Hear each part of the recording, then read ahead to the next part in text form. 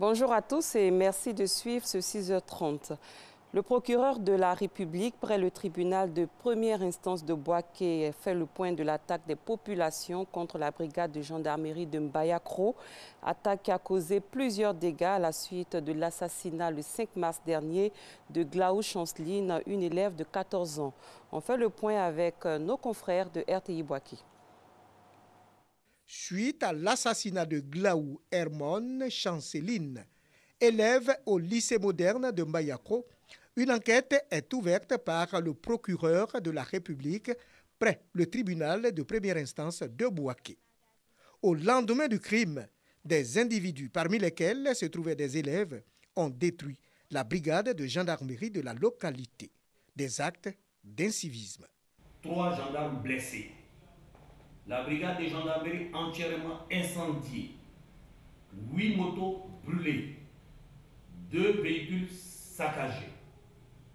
Au dire du procureur, ces dégâts sont des infractions punies par la loi. Ces infractions sont prévues par les articles 27, 29, 30, 345 alinéa 3, 348, 423, 425 et 430 du Code pénal et sont passibles de peines de 1 à 20 ans d'emprisonnement et de 20 000 à 2 millions de francs CFA d'amende. 13 personnes ont été interpellées au moment des faits. Elles seront déférées devant les juridictions compétentes dans les meilleurs délais et subiront la rigueur de la loi. Pour l'heure, les investigateurs en fuite sont activement recherchés. Le procureur réitère sa détermination à traquer et à traduire devant les tribunaux toute personne qui s'attaquera dorénavant à un symbole de l'État.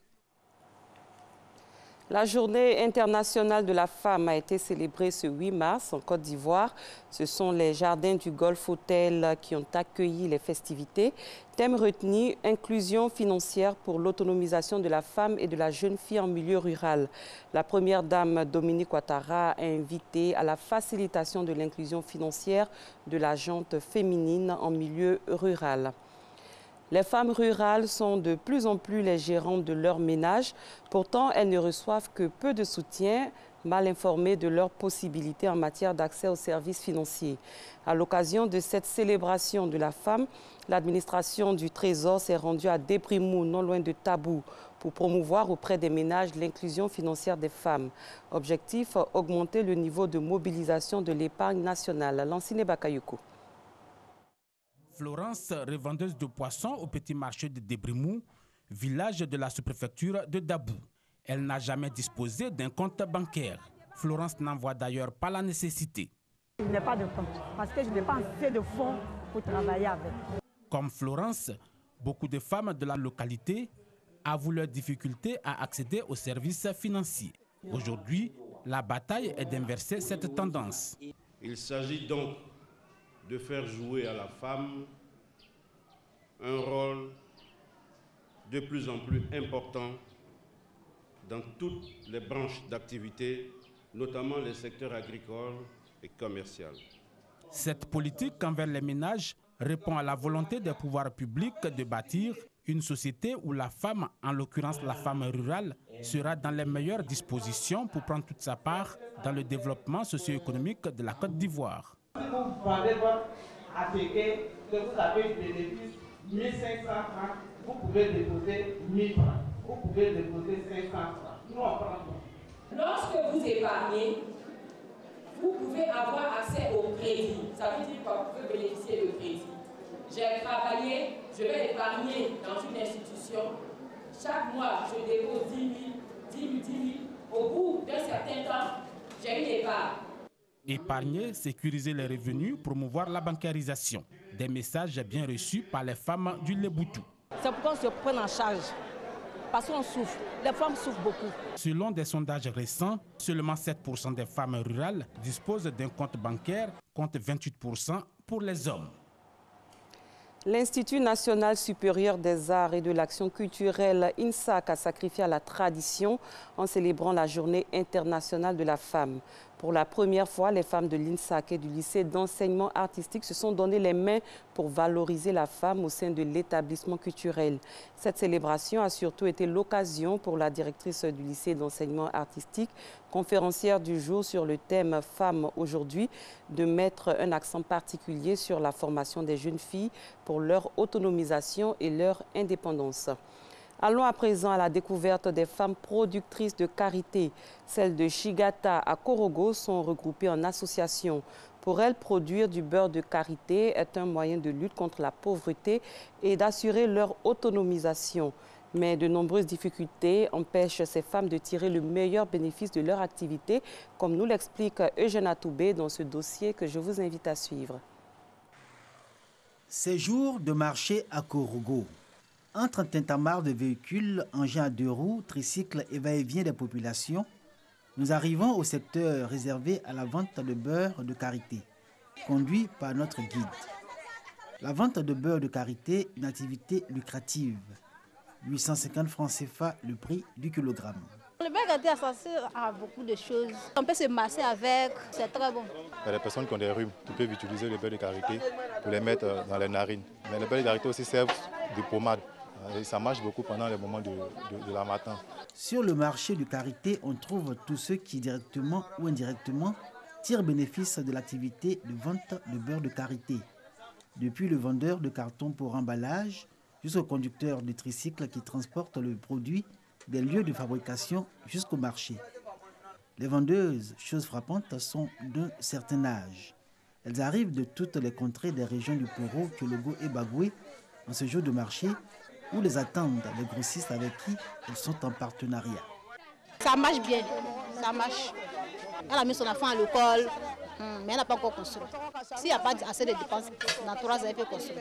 Nous, on est là, si tu viens, tu dis tu veux beurre de qualité, on va derrière eux, on achète, on cherche pour venir te donner. La fabrication du beurre de karité dans cette partie septentrionale de la Côte d'Ivoire est une tradition.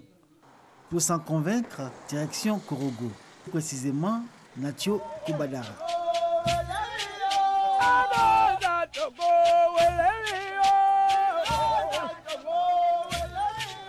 Dans presque toutes les habitations, il existe une fabrique de beurre de karité. La production est encore artisanale, contraignante même, et nécessite de gros efforts physiques. Le processus en lui-même est long et fastidieux.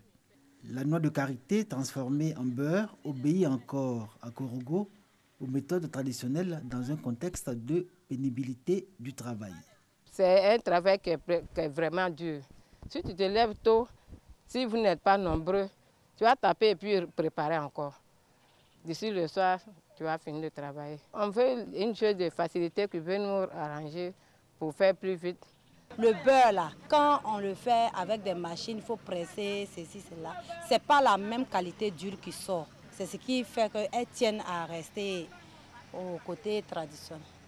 À la clé, une production faible.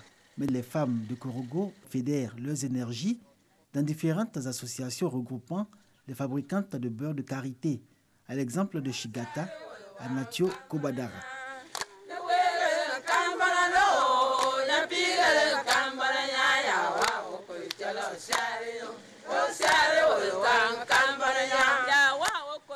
Chigata est un regroupement de 135 femmes qui, individuellement, savent produire le beurre de karité. Toutes partagent la même conviction. Le karité, moyen d'autonomisation de la femme et facteur de réduction de la pauvreté. Chigata produit chaque jour 1 tonne de beurre de karité conditionné sur place pour la commercialisation. Le malaxaï, là, ça nous fatigue. Si tu t'accroupis, tu peux faire 2 heures de temps avant que la couleur se change. Nous, on voulait faire appel à l'État de nous voir si on pouvait avoir des machines pour remplacer le malaxaï.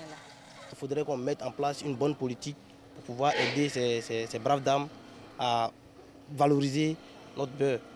Si on peut aller au-delà même de la sous-région, ça sera très très intéressant pour le pays. Des freins et des obstacles encore à lever. Malgré le soutien aux femmes de Chigata, des partenaires au développement comme la FAO, le PNUD et ONU Femmes. C'est d'abord l'outil de production qui n'est pas en cohérence avec l'ambition et le rêve des femmes de Chigata. Ensuite, la coopérative elle-même, mal structurée et dont l'organisation ne laisse entrevoir aucune vision. Enfin, l'absence d'une stratégie de commercialisation. Toute chose qui retarde la labellisation du karité produit à Korogo, pourtant de qualité. On vend sur le grand marché de Korogo.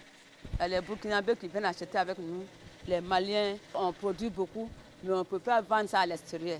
Donc si nous sommes certifiés, on peut vendre notre beurre à l'extérieur. Il y a la coopérative de Nacho Kobadara, il y a la coopérative de Petit Paris, il y a la coopérative de Tcheklezo, et ensuite on a la coopérative Loro Karité Côte d'Ivoire. On fait en sorte qu'on puisse évoluer en plateforme, parler le même langage. Sinon c'est compliqué. Le karité, une spéculation importante dans la région de Korogo que l'on tient dans les milieux traditionnels pour nourriture des génies. En cela que l'on ne trouvera nulle part un champ de karité. Pour autant, le secteur du karité, depuis le ramassage des noix en brousse jusqu'à la transformation en beurre, est un créneau porteur. Reste maintenant à relever le défi de la transformation qui passe nécessairement par la modernisation de l'outil de production. Hors de nos frontières, au Mali, des présumés terroristes armés ont attaqué et incendié hier le chantier de construction d'un barrage au centre du pays, près de la ville de Djenné, dans la région de Mopti.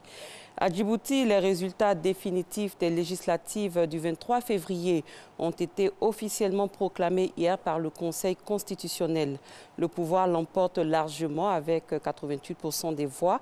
L'UMP aura 57 sièges de députés sur 65 et reste ultra dominant à l'Assemblée. La coalition UDJ-PDD obtient quant à elle 7 députés et le CDU un seul. La participation s'élève à 67%. Ainsi s'achève ce 6h30. Merci de l'avoir suivi. Très bon début de journée à tous et à toutes.